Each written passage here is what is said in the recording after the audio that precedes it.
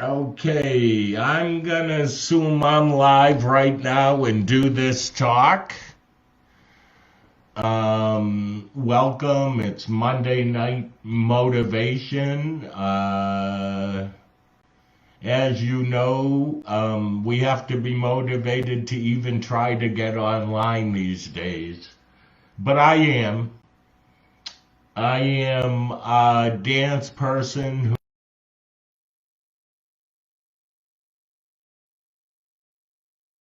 everybody dancing. To keep everybody in our dance world as passionate as we can be during these tough times. Um, I feel like as tough as it is, there is so much to be learned and so many good things happening in our dance community.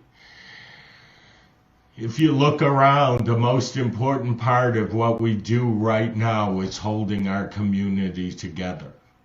It's the opportunity for kids who have become used to seeing each other on a weekly basis. We're able to bring them back together in bringing them some normalcy in life by doing what we do. And those of you that may be listening that say, I have never worked harder than I'm working right now, I'm going to say neither have I. But the bottom line is this will slow down. We will be smarter, better, more confident in all kinds of situations because we've been through this. It is not going to be easy, and if I could throw out a remark that has no political whatever to it, PPP is stressing out a lot of small business owners, and it's time for our government to get it together and make a promise to us that they're willing to keep. And that's as far as I go, because I'm riding that roller coaster right along with each and every one of you. So, as we start tonight, I have a couple of announcements. We have started a YouTube channel. However, we can't broadcast live from that YouTube channel unless we have 1,000 subscribers. Today we were coming close to 200. If you have a chance, look for It's Just Rhee Gold on YouTube and subscribe to the channel, and hopefully we will be able to go live at our scheduled times in the future. I want to let you know that tomorrow I'm pre-recording this, but I'm hanging out with Art Stone, Nancy Stone, and Anna Marie Leo to talk about and reminisce about the early days of dance conventions in our dance community. Maybe in a time when some of us may not have even known things were happening that we'll learn about tomorrow. Art and Nancy are part of my family. I'm so excited to bring that to you. On Wednesday, the tables are going to be turned on me by my friend Nancy O'Mara, who is going to interview me. I'm looking forward to that. I hope I'm willing to answer all of her questions. That should be a lot of fun. So tonight I would like to start off by reading you something. I'd love for you to sit back, relax, and just let this settle into your mind. I've read this at motivational seminars before, but it's really relevant right now in the times that we're facing and reevaluating who we are and reevaluating the importance of dance in every person's life. So this is called What is Good Dance? They don't perform grand leaps, not one forte turn, nor a single pirouette, and there's no flash at all. Yet you watch them with your mouth open, while that head-to-toe chill takes over your full being for a few moments as you settle into the greatness before your eyes. You know the feeling. It's the one we experience when we see phenomenal dancers or companies perform a masterpiece. Yet the dancers I'm writing about are not the ones who receive rave reviews from the dance critic in the New York Times. Actually, they probably wouldn't come up on the radar of any critic or some people who think they know great dance.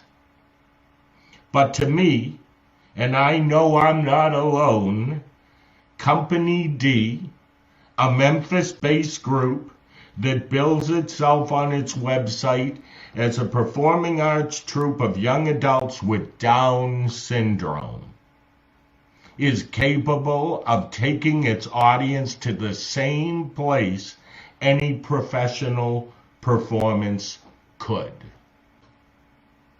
So what is great dance? And who created the meter by which we judge it? I wonder how high on that meter a group of dancers who move you with their spirit or joy would be. Might they land in the same place on the meter as an arabesque and releve with perfect turnout and a fabulous line? Could the sense of accomplishment radiating from the dancers' spirits make the meter rise at all? I don't know. If a 62-year-old man who always wanted to tap dance finally gets himself a pair of tap shoes, along with the guts to walk into a class, will he feel the same sense of accomplishment as the ballet company soloist who is finally performing the piece she only dreamed of a few years back? I wonder. Is the student who comes to class once a week, who has a passion that you can feel when she enters the room, at the same place on the meter as the girl who is there every day, taking every class and has no passion, but believes she's awesome?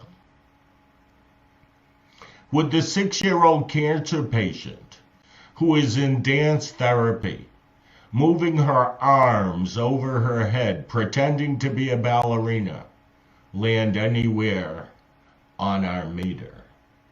I'm not sure. Okay, so why am I not sure?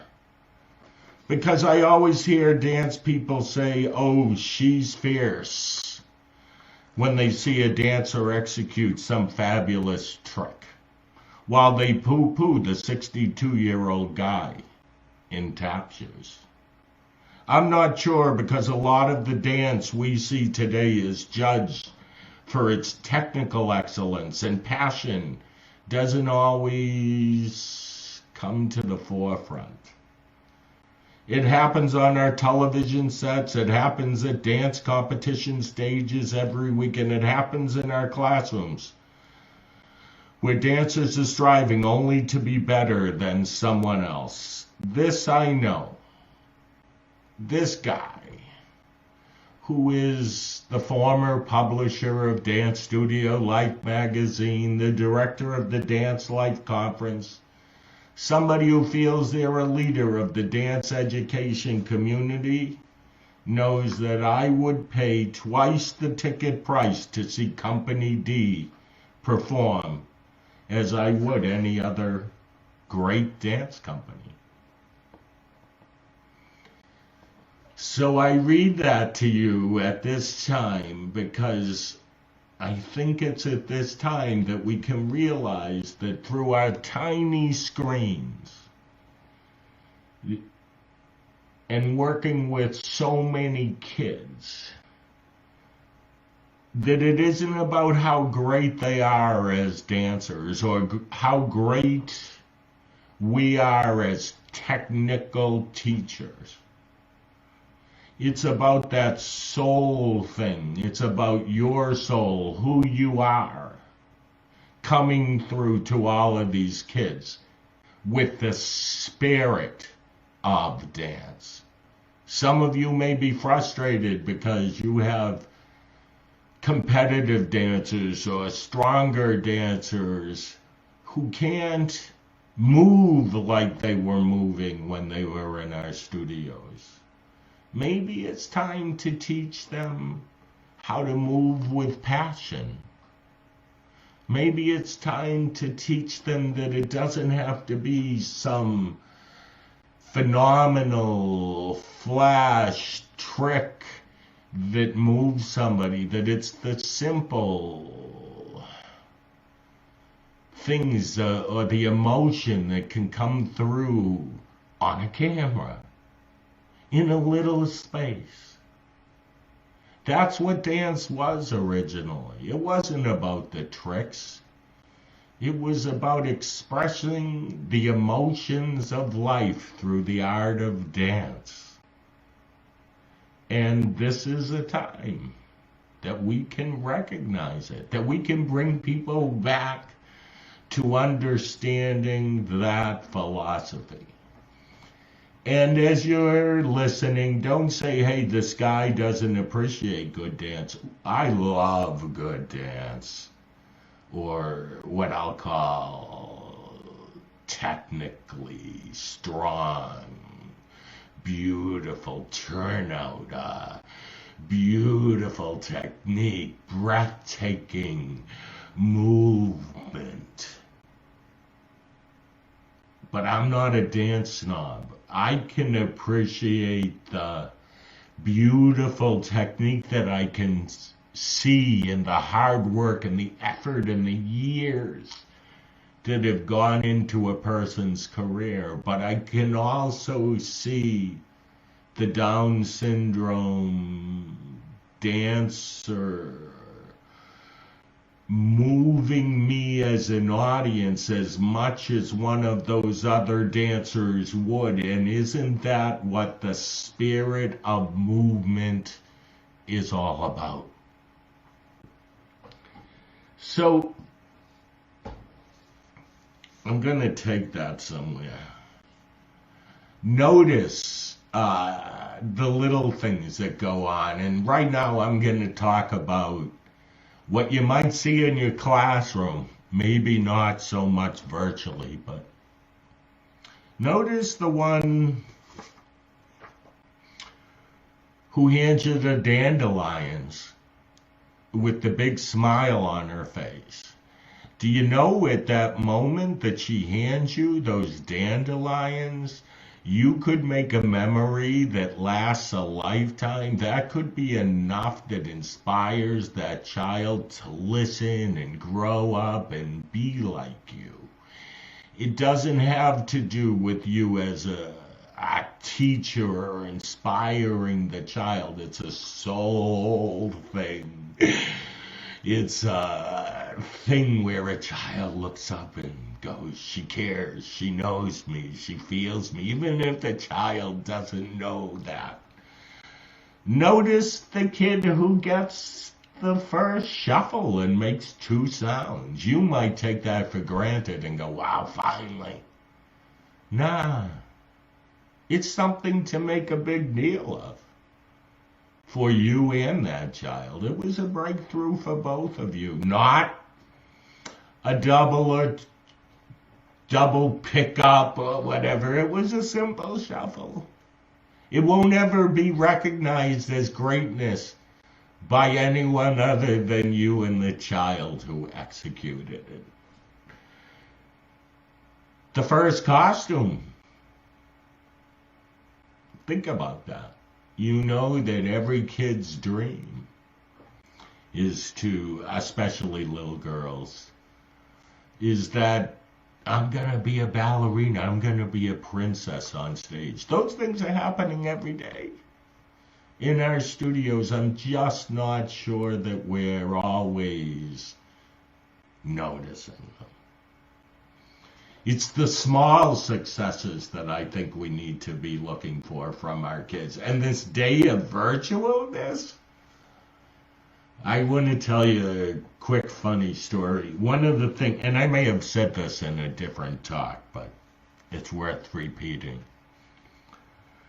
One of the things that I always laugh about with teachers is how our preschool kids run up and lick the mirror. And we don't know why they lick the mirror, but they do, and everybody laughs. And it's something that we've all experienced and we have in common. And the other day, a teacher sent me a picture of a kid who was taking a virtual class on her TV, and she was licking the television screen. So I'm telling you that we can still break through to these kids, whether they're 3 years old or 5 years old, as spontaneous as some of them might be.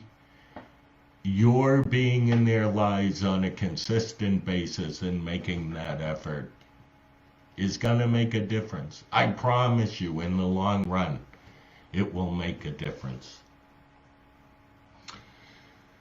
So, no, this is a philosophy of mine. Selling that you're the best, or selling that you make the best answers. I'm going to say that again. If we're a school that's selling that we are the best, first I want to say we decided we're the best. Nobody kind of decided that. We did. And that we have the best dancers. Do you know that that's a harder product to sell? Because we can't make every kid a great dancer. So when we say that, we probably have about 10% or 20% of our clientele that we could make into beautiful dancers or prove that we're really good at what we do. But then we leave out 80%. So here's what I want to say as related to all of this. If we actually sold that we help to create compassionate kids who are focused on something that they care about, who have learned how to balance their schoolwork with their commitment to dance, who have learned how to work as a team with other kids, if we talk about how dedicated kids become dedicated adults, whether they move on to a professional career or not, we can sell to 100% of the kids in the world. I just paused there for a second.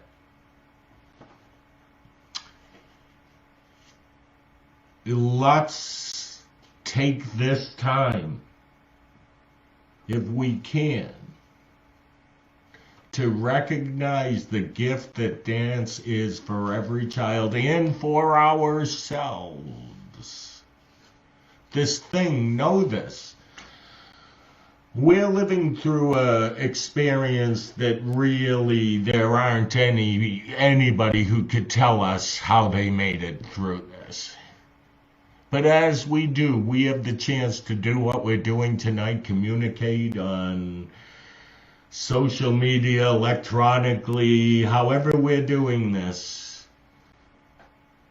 And we're still alive with our hope. We still have kids dancing. We still share that same passion. We are a community that can keep on dancing, whether it's online or it's in a studio or it's in front of a nursing home window. we can bring this really cool gift to everyone. And we don't know what's going to happen in 4 weeks. We don't know what's going to happen in 6 weeks. It could all just turn out fine and we could go back to normal as the world considers normal. But I know that when we go back, I'm going to be a lot more grateful. I'm going to be a lot more grateful for the gift of dance, and I'm going to be a lot more grateful for this community. And I think I've realigned what success is. Success isn't being the biggest or everybody knowing who you are. Success is the amount of people who you've touched and made their world a better place through what it is you have chosen to do. In so many of our listeners or viewers' cases, it's dance. It's dance.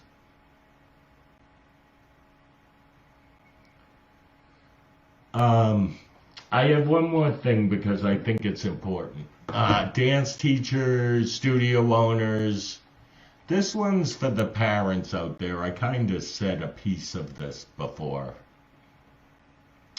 Over the last couple of years, I've started doing seminars where I get a chance to talk to parents. At first, I didn't want to do it.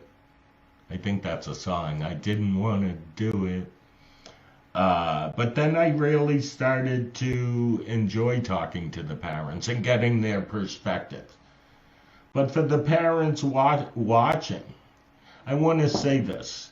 How lucky are you to have a child with a healthy body, who has a passion for something, who's focused on something, who has built a family through that passion and love?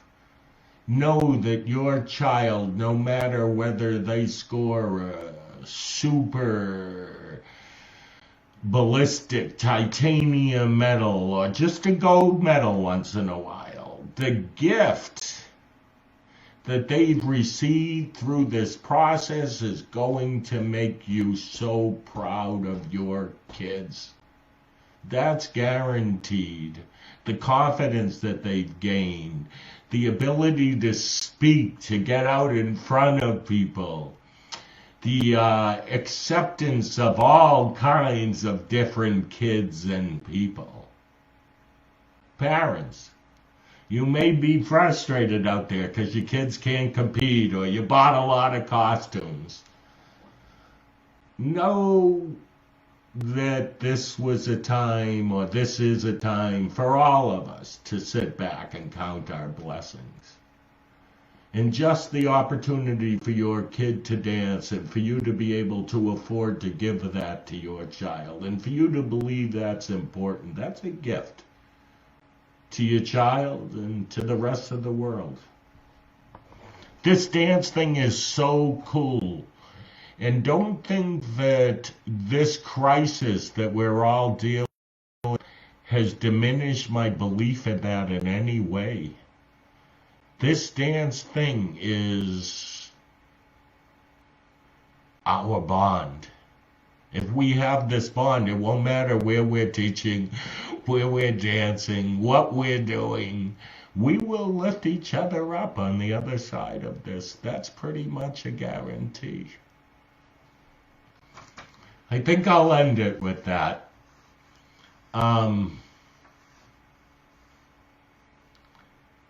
This whole journey, even getting on live, like right now I'm looking and I don't know how to end this because I went live on Facebook, but I guess I'm going to figure out how to end this, which is kind of funny. And as I go, I say, bye everyone, take care of yourselves, and do please go to our YouTube channel, which is under Rhee Gold on YouTube, and join us there. I'd like to bring these programs right over to YouTube so we have no problem going live.